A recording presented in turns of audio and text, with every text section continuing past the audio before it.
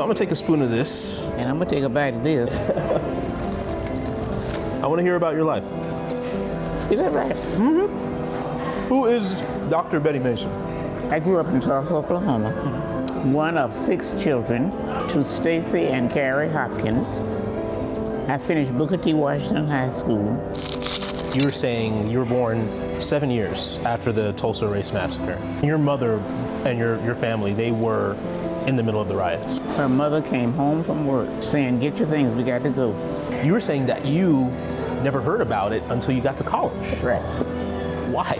I guess that's a question I never directly asked my mother. I think it speaks to the times.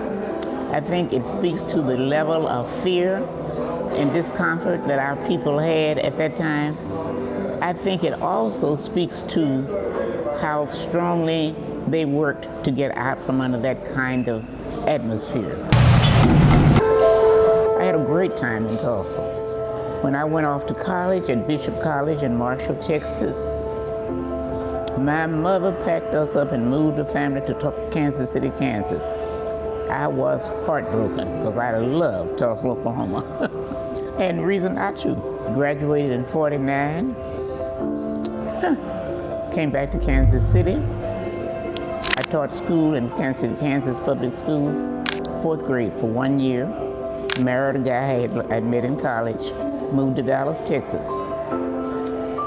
And I think it was in Dallas when race became a factor. The personnel director or the superintendent, one or the other, told me, "These schools are turning out too many Negro teachers. We can't hire them all. You are not from Texas." So I became a secretary in an elementary school. Kansas City, Missouri had just gotten a new personnel director. And he has encouraged us to help get some more minority teachers in this school district. He said, "Betty, I thought about you. You need to be over here teaching school." I said, "Okay, what do you want me to do?" So I went to Kansas City, Missouri and started teaching school. So you could not stay, you could not keep away from education. That That's was your right. thing. I want to talk about your work here in Oklahoma. I came back and I ultimately became superintendent of Oklahoma City. Oklahoma City Public Schools here. I passed an $89 million bond issue, which was the largest bond issue that had ever been passed in the state of Oklahoma. Class at SAS. It's because of you. Right. How did that come about? I had a granddaughter in a middle school getting ready to go to a high school.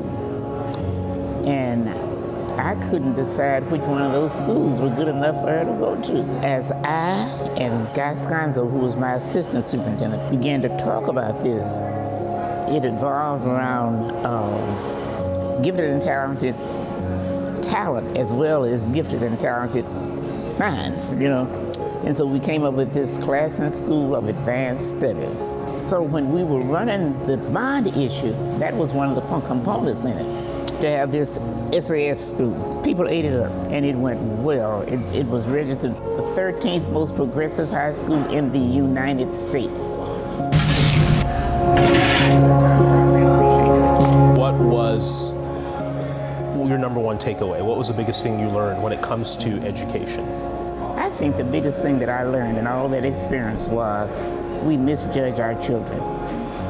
I just think if we need to start telling children that they can do it, they can rise to the top. Because when I was teaching reading, and that's when I came to that true realization. When I was teaching reading, I was telling these kids, "Don't you know you can read this? This ain't nothing, you know? Come on here, let's start right here." And I would put the names of things on things in the classroom, like chair, book, blah, blah, blah, blah, blah, blah, blah, you know. And I said, this is not hard to do. You just haven't tried hard enough. I'm telling you, I had parents to come and see me. I had one woman come and cry on my shoulders, telling me how much I'd helped. I think that's the major thing that I learned. It's there. Yeah. Give the children the confidence to do it. I gotta ask, so you're how old now, if you don't mind me asking? Oh, I'm 91, I'll be 92 in 30 days. 92 in 30 days. Happy early birthday. Thank you. No chance of you getting back into teaching. Oh no. I enjoy sleeping until 12 o'clock too much for that. For years, many questions surrounded the Lime Lady. The biggest one, who was she? But also how a woman from Las Vegas ended up dead, her body dumped 1,000 miles away next to this river. Tamara Lee Tygart was from California, but lived in Las Vegas. She was an Army veteran. She was shot 3 times by a .45 caliber pistol and dumped along the North Canadian River in 1980. Her body probably was dragged there. Her killer covered her with lime, thinking she would decompose quickly. Instead, her remains were preserved. Until 2 years ago, she was a Jane Doe, known as the Lime Lady. I picked this case up, I think it was in 2007, and I'd heard about it. You know, the name alone was intriguing, and who doesn't like a good mystery, right?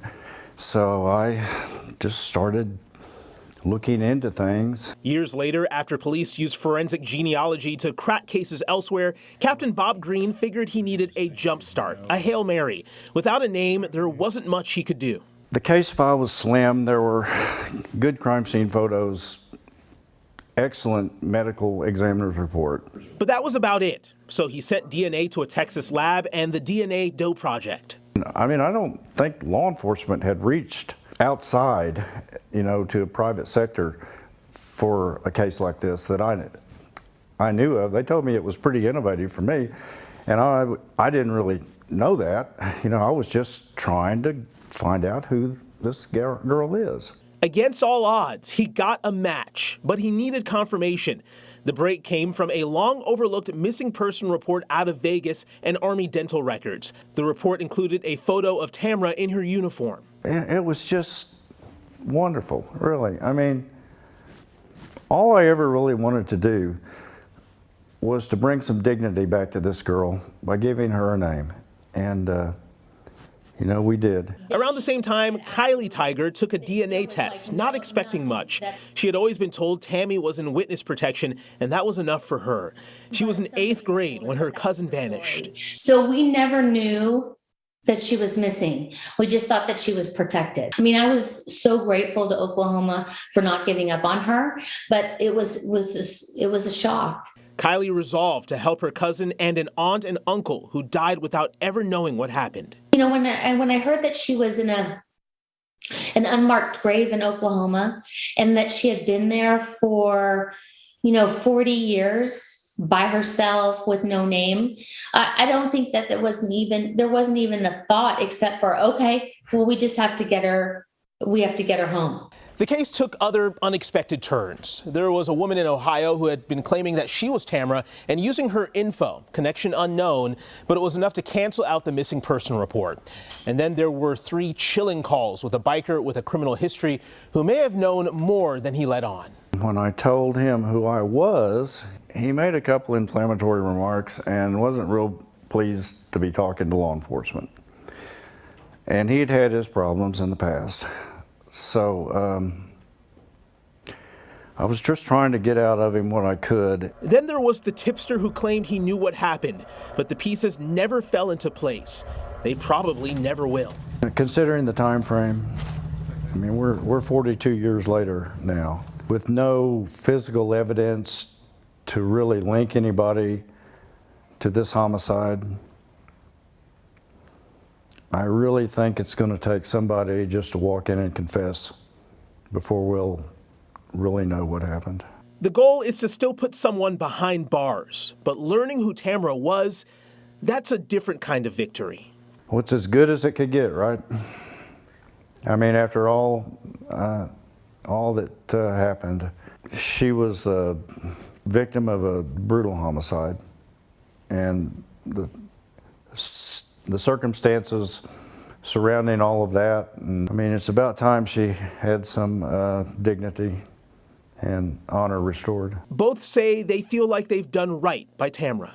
She will always be known as the Lime Lady, but I think when we drove away, the most important thing is that we gave her back her name. If we were ever able to bring some closure and some peace to the remaining members of this family, well, you know, it makes me feel really good. April 19th, 1995. 168 precious souls And thousands. This came literally from Miami, Florida. And thousands. This was left on Kevin Gottschall's chair. And thousands of stories. It actually had the hot sauce in it, so we emptied it out to make it so we could store it. Some of what you're about to see, not many folks get access to. This is our east storage. The archives here in the basement of the Oklahoma City National Memorial and Museum contain over 1 million items. Some of the rooms here are accessible to the public, but many of them aren't. Helen Stiefmiller has been the collections manager here for the last 16 years. It's an honor to keep track of this stuff and make sure it's taken care of and preserved. I think that's a big calling, to make sure it's available for people down the road. You'll find a wide range of items here. Some of them include videotapes and documents and pieces of evidence directly tied into that fateful day. Knowing the significance is enough to give you chills. These are actually truck parts from the Ryder truck.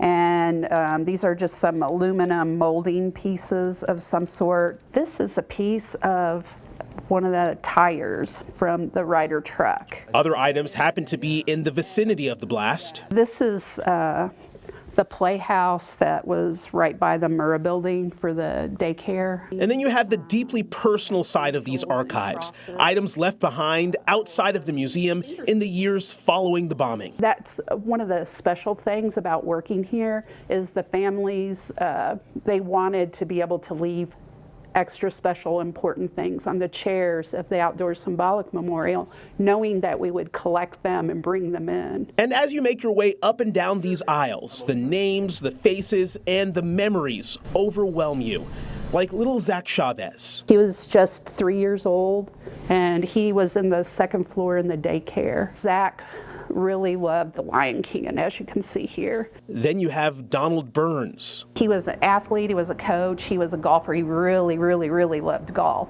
So this is a putter set that was left on Don Burns's chair. And Tom Hawthorne. The note that was on the chair with the sailboat, and it said, Tom Hawthorne had this boat since he was a teenager. I miss you, love, Donna. And as we approach another anniversary, marking 27 years of empty chairs at the dinner table, 27 years of missed birthdays and Christmases and graduations and weddings, the mementos and memories will once again start pouring in. The anniversaries are really emotional. They're in a lot of ways, they're like a family reunion. Soon, more will be added to this collection. Reminders of lives well lived, lost too soon, and of course, never forgotten. There were so many people involved and affected by the bombing, and we want to preserve their story.